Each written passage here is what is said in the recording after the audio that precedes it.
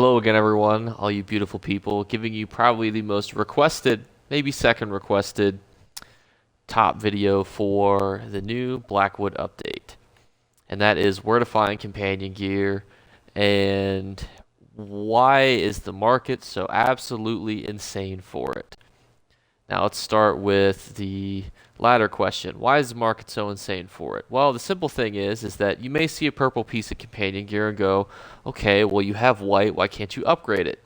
Well, the heads and tails of it is you can't, and that's why it sells for 500k, and then the whites sell for like 1k. That's the big difference. Now, why is companion gear useful? Well, companion gear is useful for a couple reasons, and some of them may not make sense to some players. And that's because some of the most expensive things in ESO don't necessarily do anything important. Your house, for example. There will be people watching this video, you may not be one of them, who have put 1 to 10 million gold in their house. Does it serve a purpose? Kinda. I mean, you have to look at it. You have some stations there. But there are people who there are no stations. You know, there's an outfit station. I have an outfit station in my house. I spent 50k gold on it. I don't know if I've ever used it. I'm pretty sure I've just used outfit stations nearby when I've had to use one when I'm like, oh, I'll go change my outfit. So the heads and tails of it is it's not that it's necessarily useful. There is some use, however. Companions can be good for some solo content. Farming delves, farming world bosses, public dungeons, they do have use. But the real reason is that some ESO players who are just played the game for a long time, they just want the best of the best of the best. And they will put as much gold in and they'll drop all the gold that they need to get it. And this is something that every single ESO player has access to with the update. So every new player who has Blackwood has these companions. So everyone wants to level them up. It's not like we're, farming Mother Sorrow and then you're just applying to the subset of people who want to use the Mother Sorrow set. This is every single person will then have these items. For two people, is you got Mirri and Bastian. So you get 2 people you could upgrade. And there's traits on these armor. And let's just get into it because I've done a whole bunch of different methods and let's just talk about them individually, how they work, what the drawbacks are, pros, cons, etc. All right, so the number one most common method, we'll just get right into it, is if you go down and you do the same XP guide. I'm not going to obviously go do it because it's very simple. You just do a rotation of these 3 dolems. You type in chat LFDG, like say we're doing it, and then you would just LFDG, looking for Dolem group, run the trifecta, and then bada bing, bada boom, you'll be getting a purple probably one every 2.5 to 3 hours based on what people are saying. It's difficult because when you have such a low RNG, you're gonna have people who are whipping out 1 to 2 an hour. Then you got some people who are going, 5 hours without getting their first one. So it's very difficult to say, okay, this is definitely a viable method because some people are having great success, some people are having no success. All right, so that's numero uno. And let's talk about the pros and the cons. The pros is it's great XP, decent money making otherwise. If you're going to get a shit ton of jewelry when you do this, and you're going to want to deconstruct all that jewelry on a max level jewelry character if you have one, and then you're going to want to put those plates together and then sell those plates. Every time a new DLC comes out, usually the price of upgrade materials goes up, especially jewelry. So if you get some purples jewelry, you'll be making actually a decent click of money. Blues will sell for decent. If you're on Xbox NA, your purples are about 33k, about 11, 12 for your blue plates. So you can just do that. Or if you're just trying to upgrade your jewelry crafting, it's a way to do it. Jewelry crafting is a pretty niche little way to make money. That's a whole other story for a whole other day. But other than that, good XP. The sets really aren't going to net you anything. The sets there are pretty garbage. Sword Singer has sold a little bit, but I would even waste your guild trader slots on it, unfortunately. All right, let's talk about the second method that I've actually done in a previous video, so I'm not going to go run it, but it's the Forgotten Crips. Now, why is the Forgotten Crips a good place to do? Well, there's 2 good reasons. One, it has a chance, your companion pieces have the chance to drop from pretty much anything, delves, public dungeons, bosses, world bosses, sub-bosses, mobs, anything. So why Deshaun? Why the forgotten Crips? Well, this answer is simple. The loop is very easy. There's usually people doing it that will make it go by even faster. I would always recommend grouping up with them. And then the second thing is that you're not just looking for companion pieces. You know, your money-making method doesn't have to be just you looking for companion pieces. You can also sell the other sets in the zone. Now, Night Mother, that's not going to sell. But Plague Doctor has become very popular after a couple YouTubers have used it for their solo arena builds for their sorcerer characters. So Plague Doctor has a decent amount of value attached to it. And obviously Mother Sorrow is a very pretty penny in this current market too, after the critical hit nerf, meaning that most people who ran Medusa over Mother Sorrow now need to run both. So Mother Sorrow has gained some of its value back. It's obviously, I wouldn't recommend that as your only, making. Like beforehand, I was actually discouraging people from farming singular sets for money. But since you have a chance to get companion pieces and Mother Sorrow pieces and Plague Doctor pieces, it's definitely viable money-making method. And now for what the number one, well, I'll explain here in a minute. So the other method is Fungal Grotto 1. From my Undaunted video, you've probably seen that you can run Fungal Grotto on Veteran or Normal in about a minute to 3 minutes, depending on your DPS. You really only need to fight 2 bosses in there, and then you could skip past pretty much everything until the end. You don't have to fight any mobs. If you really wanted to get crazy with it, you could be like this character is here, Stage 4 Vampire, and just bolt past everything. You're not even going to get touched by anything until you get to the boss before the door, kill that guy, jump down, jump up on the rock right next to the left side of the bridge. If you need to see it, I can post a video of me doing it again. I'm going to avoid doing that now because I want to get this video out as quick as possible because the market has exploded. And then you just kill the final boss. You have a decent chance. Your chance is higher on Veteran. You don't have to do Veteran. And if you wanted to, you could also queue it. This is also a good use of your companion because your companion, obviously, if you're doing it an arena solo, you can easily kind of get a little bit of extra DPS or healing. Now, how do you do that with solo? Because many people don't know this. So to go into a dungeon, any dungeon, let's say we wanted to do Fang Lair.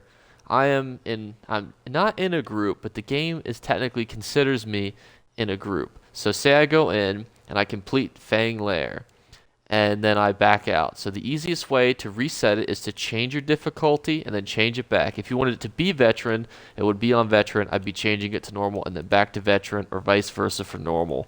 And then you could just walk in and out. It's that simple. It doesn't cost you any to teleport to, or I'm sorry, it does cost to teleport, but if you walk in and out, then you can just kind of go back and in. If not, you're going to have to pay the teleportation fee, which, minuscule, because it's going to take you a little bit, so the cooldown will kind of go away a little bit. Now, the reason why I'm in Bankurai, because many of you are probably wondering why I'm sitting in Bankurai when everything else I've mentioned so far is in a different zone. And that's because, well, everything I've explained so far is very easy. And everyone watching this video probably knows about the Alakir Desert Dolem running. If you don't, have a video on it for the XP guide.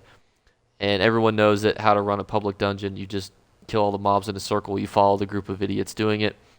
What makes this different is that this requires a little more planning and it requires a little more thought. And that is, and unfortunately I've actually already cleared out all the Bankurai traders, and that's what's called merching. And that is basically where you go and you search for a trader and then you search what it's selling. So you can see I already have the presets, comp, which is companion gear, and I have it set to purples. Now I've already cleared out all of these because they were all cheap, and I've relisted them all in Deshaun already. And let's talk about why I'm not in Deshaun doing this and why I'm in Bankurai. So many trade guilds have either dues or no dues. And then when you think about which trader spots are the most valuable, those are going to get the most foot traffic. And what's interesting is you're going to want to avoid those areas. So if you notice that, say, for example, all the Wayrest guilds have dues in it, you're probably not going to find an amazing deal in those traders because it's getting a lot of foot traffic. How many guilds are paying, their members are paying to go to Bankurai? Not really many. We can find another example if we wanted to go to, another lesser known trader. We could go to, for example, East March, or we could go over here. And we'll do this for a little bit. We'll talk a little bit about why some pieces are good, why some pieces are bad, which to avoid, which you can kind of go in on. I have 2 million gold tied up currently in purples, so I'm hoping that they will sell overnight. I actually got in trouble for posting so many purples and quick selling them in guild chat because I was getting them so often. And now, why is that? Well, the answer is quite simple, and that's because you can get these pieces for doing anything. So if a new player is just out and about and kills a butterfly, that butterfly could give them a purple piece of companion gear, and they may not think it has any value. If for the same reason that many new players, when they started ESO, they don't understand the value attached to certain pieces.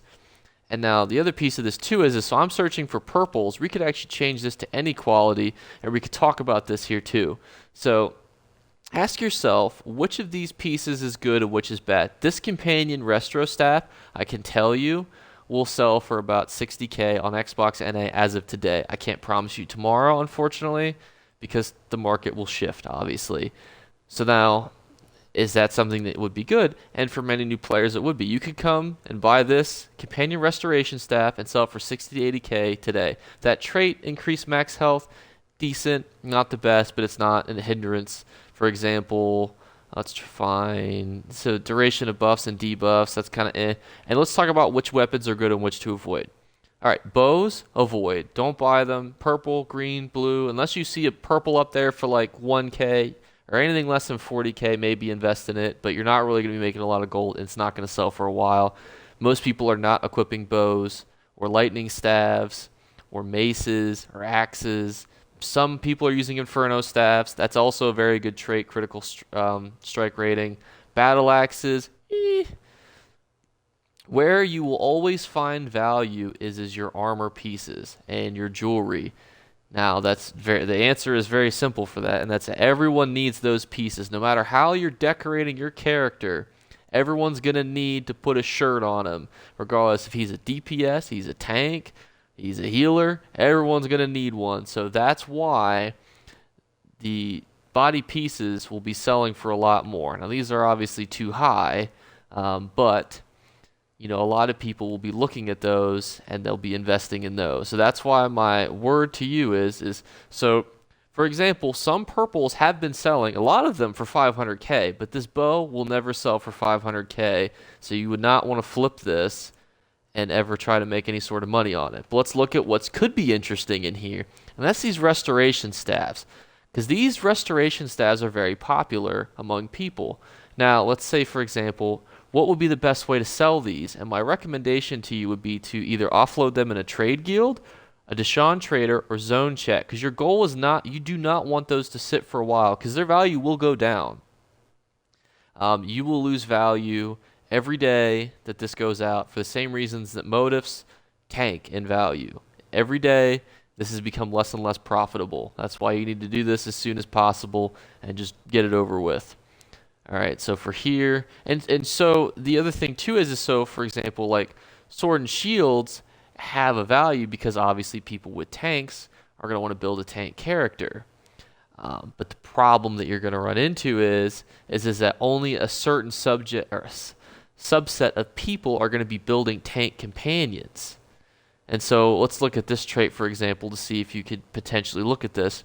Ultimate generation, 500k, that's about a fair market value. Fortunately, I've actually been to this area already, and I'll show you the loop that I've been in at this point. The other alternative too that you can always search by is time, which means that somebody has just listed this item, which means that it has not spent any time on the guild trader really at all. So if you get down to 27, 26, 25 days, people have looked at that and gone, not for me. And you want to avoid those items because you're not trying to invest in anything that ain't for you. Now, while we're fast traveling to another zone, I'm trying to think of one that I haven't checked. Unfortunately, I've been out and about pretty frequently. We'll go check Rothgar out. I think I've been there earlier today. We'll see if anything's new listed. The biggest thing is that to remember too for body pieces is there's light, medium, and heavy. And there is a difference between those those. Many people have not built their characters accordingly. People are kind of building them as though it does not matter, but I guarantee you as more information comes out on how to best build your companions, that will become more and more relevant to the conversation. Let's see what I got. Mail. Oh. That will become more and more relevant to the conversation going forward, is how to properly build your characters. Because I guarantee you, every video I've tried to find on how to build these things, just not even to put out a video, to be completely honest with you, just to understand how I should be building or looking for these, the information is scattered. There's really no good answer. And unfortunately, that's really the best I can offer you is that everyone's building their character differently, and there's no certain meta on the best way to do it just yet. Alright, so this, for example, is a great deal. The question is going to become, is there going to be somebody who's looking, because just because something is valued at something, let's say you're selling an art piece in real life, just because something is valued at a high value doesn't mean it's necessarily going to sell. And that would be the fear I would have, because that's a great deal, but is that going to resell? And my answer would be no. I would say avoid two-handers unless you see a great deal for a purple. That's my word of caution to you. Unfortunately, I think I've scooped up everything recently in every zone that I can think of. Oh yeah, these traders aren't even really getting used, unfortunately. If I was thinking ahead, what I would have done is found a piece, then sat at it, and then started recording, unfortunately. But I wanted to test out a couple other methods in the meantime, and that's why we're a little bit behind here. Let's go check. I've not been inside Leowin, so let's go check inside Leowin, and then we'll talk a little bit more about the future market of these items, and that is it will be decreasing.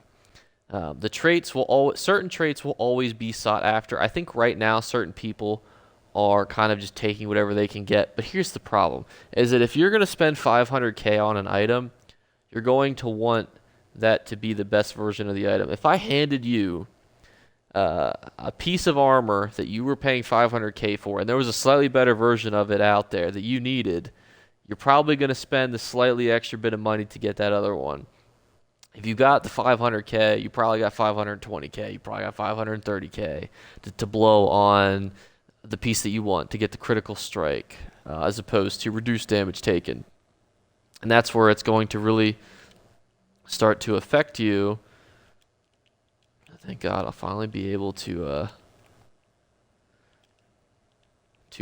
finally get some more guild spaces, because all of mine are full at the minute. Let's check these real quick, and then we'll head to Deshaun then afterwards, and we'll look at some of the items up. So rings will be the best. That will be the best piece that you could hope for, because there's no light, there's no medium, there's no heavy. See, that's another. I have to buy this. I can't. I could probably only gonna sell it for like 20k. But I mean a 19k profit, even though it's gonna take up a guild space. Sometimes you just gotta go in and get something. Ice staff, not anywhere near worth 600k. Too niche, 1.1 million. That's ballsy. And that looks like that's everything. You can see that was the most, because it was at the top, that was the newestly put item on there, which meant that person was just like, oh yeah, I'm just going to list this up here. And I was the first person to probably see that item up there. Now, it's not making crazy amounts of money, but, you're not doing anything. Like, you're not, going out, you're not putting any, effort in. You're not fighting a bunch of bosses, worrying about if you're going to get murdered or killed or anything like that. Murdered or killed, yeah, those are very different things. You're not like doing some hard puzzle or hard dungeon. It's not as monotonous. You're going to different areas, and it's a lot of RNG. This is probably more RNG based than the RNG I wonder from doing those other methods explained earlier. And if I do find a better method, I will post it.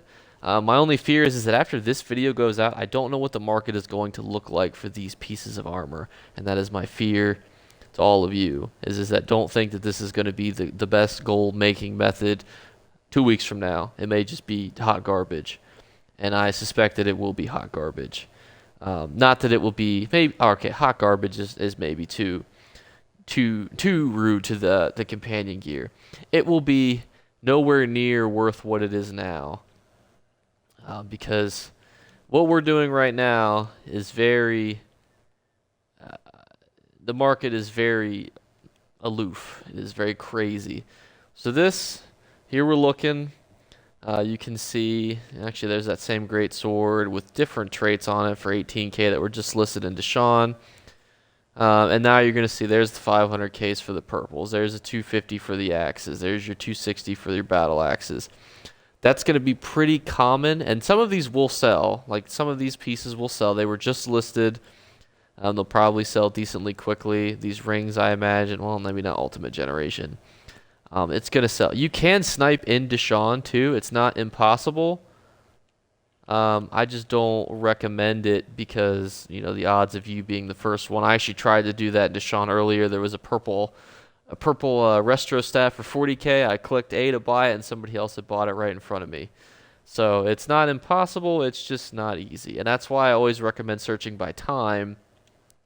And if you wanted to, what you could do too is just search just by epics. Unfortunately, too, like there are good deals for other ones.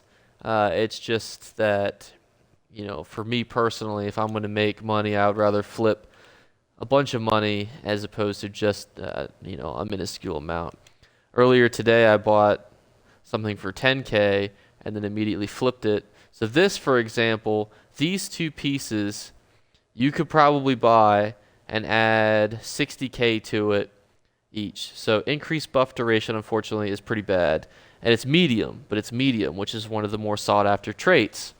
So you could probably get maybe even 300k for this. Here's the problem, is now you're investing 200k, you're making 300k. But you're not making 300k because you're going to post it up on a guild trader. It's going to take off from it a little bit, and then you're going to be able to reduce value. This is also medium, which is good. Penetration is better than augmented.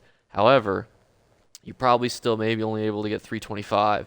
You're not making crazy profits, unfortunately. And that's why I don't necessarily recommend this zone versus others, because I was going to refuges and I was finding things that were, you know, you were buying this stuff for, I mean, this lightning staff, like even though it's not sought after, you could still probably slap 50k to the top of that and get more money from it.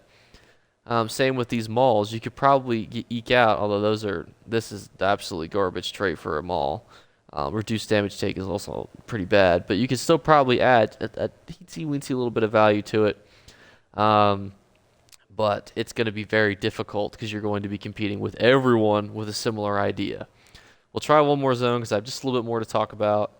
Let's see, what would be a zone that people would not be going to so often? And let's, you know, check out, actually let's talk about that for a second. Let's talk about zones that people go to but people don't go to.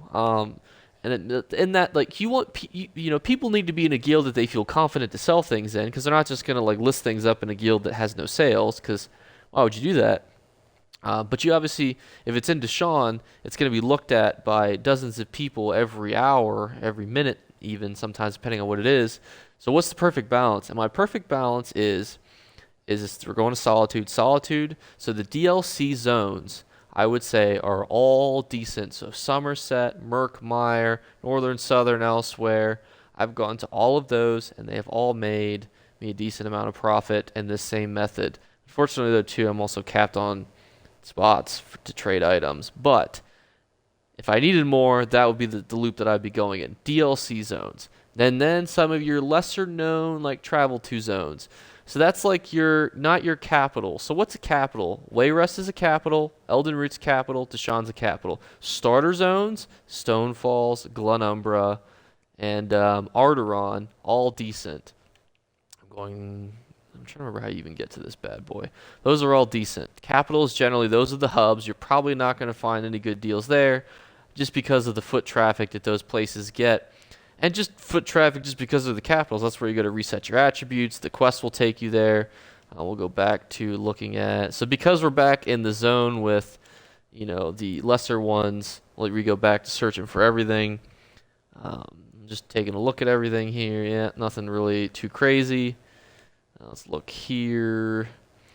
Now see this, a companion belt for 10k, oh, that's gonna sell. All right, we're gonna buy that and probably add 50k to that and sell that. I'm trying to find a good purple for you guys, but it looks like the value might be in the blues. And unfortunately, there's no easy tactic, especially for us PC or non-PC players, I should say. I could take that too. That one's not as good as of a trait. I'm not gonna. Oh, did I search by time? Did I go all the way to the bottom of that? How much is this sash? Too much. See this.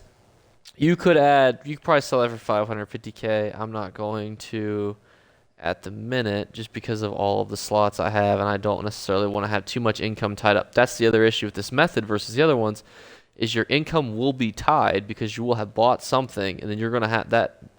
You're not going to have the money in the meantime while you're waiting for it to sell. So that is the major downside to merching. And that's where the term, those who have money make money, comes from, unfortunately, is if you have, a bunch of gold that you can just toss on this, you can easily make money in this fashion. That would sell for a lot more. That would probably be a 200k profit. The penetration is probably one of the better traits, but it's not the best trait. But it just goes to show, that was just listed, by the way. That was at the top. And Free Lemonade Stand is a trade guild that actually gets used pretty decently. And you can see that this is the most recently put up item. So somebody will buy this pretty quickly. Unfortunately, I have I think 8 purple pieces all up on the market right now. I don't want to add too many more because the market will be going down, unfortunately. So you don't want to be in a situation where you're undercutting yourself constantly every day. And that's why this is a good method, especially if you're using it for yourself and you want to use this right away. But it is not the end all be all, like, oh, do this, make crazy amounts of money, you'll be rich. You can make money. You can flip it immediately. The best way to flip it, I would say, especially if you have, I think I've done it earlier, is I had a preset message. It was this. And I would just, first item you see on that, I still have these items, some of them I think. I think I still have the Restro Staff and the Maul. And basically what you do is you just paste that to every zone that you go in, and then you see if you have any offers. And if you're in trade guilds like I am, you type, and then you can post it into any of them. I'm not going to because I've been spamming them a little bit recently, and I don't want to get any more slaps on the wrist, but it's an option that you have. That's the best way you can move them, because that's the important part too that isn't always explained, is how do you move companion gear. And that's, I think, the easiest way to move it. Briefly, we could talk about other methods. Trials is another decent method. I think the drop rate is increased for trials, although besides NCR plus 0, I don't necessarily know which is the fastest trial that you can consistently run, because people DC, people lag out, people buffer, people come in, they come out, it's slow. It is a method. I'm just throwing it out there as an alternative, especially if you're in NCR runs. It is something you can do. That's more so if you want the companion gear for yourself, though, obviously. Other alternatives, you could do delves. Don't recommend delves. Only one boss. Not seen any good delves that are worth running. World bosses, slow, not necessarily near away shrines. Although if you wanted to do them, I would recommend doing this loop here in Bankarai with this Dolem. So you would do these 3 things and then continue to farm that. That would be the ideal loop. And then you can farm Spriggans and 7th Legion and sell those things too for extra money. That's an option too you have. Now, that kind of covers everything that you need to do. There's really not a whole lot else that would be like ideal. I still think that this is a very good money-making method, and I only say that because I've selfishly made probably 2 million gold today, and I will probably make a little more overnight.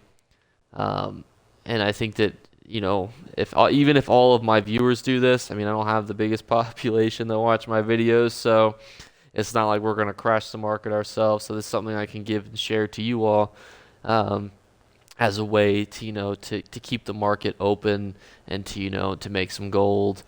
Other than that, that's really the best ways to do it. So just to quickly recap, Alakir Desert over here, farm the Dolems, public dungeon in Deshawn. There are potentially better ones. If you need a set, for example, you can always farm the public dungeon that gives you that set. If you need Bright Throat Boasts, you can go to the public dungeon. Oh, I'm an idiot. There's not a public dungeon in here, but you could farm the world bosses, for example, as opposed to going to Bankarai and doing the one I had told you. So if you wanted to combine your grinds, you could. My recommendation would be to combine them to the area that you need in a public dungeon, not a delve, potentially world bosses if they're a fast loop, or to just do dungeons such as Fungal Grotto 1, do it on repeat, go in, go out. You could do that.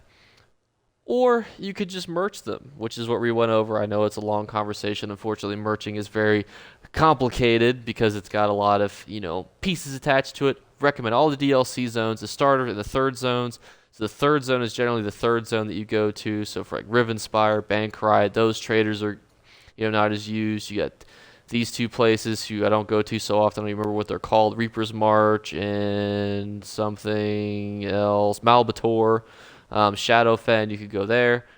The Rift, good place. Not places that are commonly gone to for traders, but they are good. So that's good loop that you can use for guild traders. But other than that, that's all I have to say on the subject. If you want something else, because you guys are the ones that recommended this to me, that I actually even do these methods and try them out, you guys actually made me a pretty decent amount of money, so I should thank you for that. So thank you. Other than that, thanks for watching, especially if you watched all what will be 32 minutes of this. So thanks for watching, and I love you.